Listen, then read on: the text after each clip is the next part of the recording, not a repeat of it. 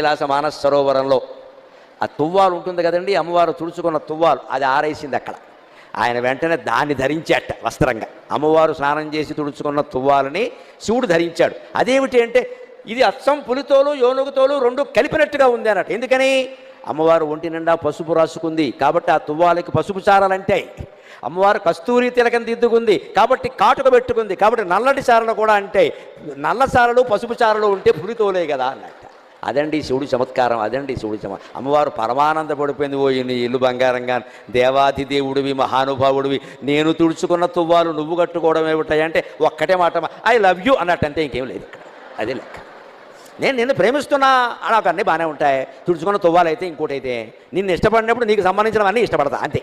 ఇదండి దాంపత్యం. ఇలాంటి మాట భర్త నోట భార్య నోట వస్తే సంసారాలు బాగుండవండి. మాట్లాడడానికి కూడా ఏమైనా ఖర్చు ఉందా? బ్యాంకులో ఏమైనా డబ్బులు ఇవ్వాలా? ఓ మంచి మాట మాట్లాడి